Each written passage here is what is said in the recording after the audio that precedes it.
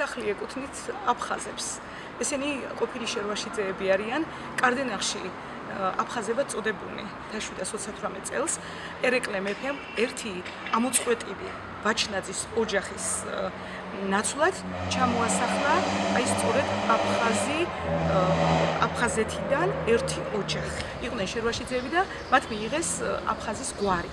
კოტი აფხაზი იყო ილია ჭავჭავაძის დიშვილი, გენერალი კოტი აფხაზი, რომელიც დახვრიტეს თქვენი ციტვაკის პარკში, ცნობილია, რომ ეს იყო გენერალი, ქველმოქმედი ილიას საქმეების გამგრძელებელი. შეეცადა სამუზეუმო გაერთიანება რამდენიმე წლის წინ და მაგ შენობაში გაიხსნა კოტი აფხაზის მუზეუმი.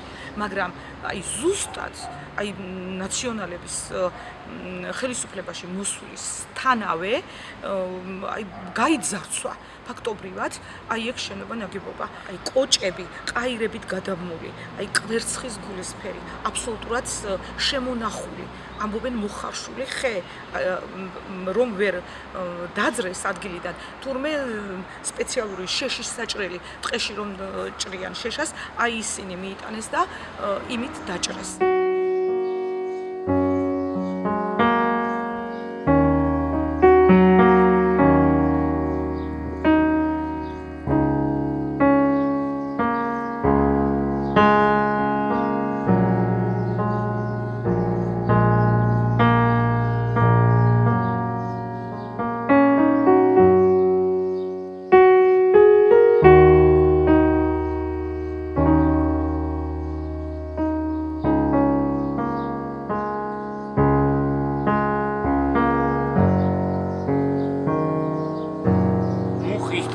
შენა. აი ყველა კარდენახი დემეთანხმება რომ გულდაწყვეტილები ვართ იმ ადგილის განადგურებით რა. ის მე იმ ხელისუფლების პირობებში კიდე მიემატა იმას შვენიერი ის იყო გადაკეთებული იყო ბოლოს საბავშვო სახლად. პრიუტრო ეძახიან. მოდა. მე განადგურდა მთლიანად.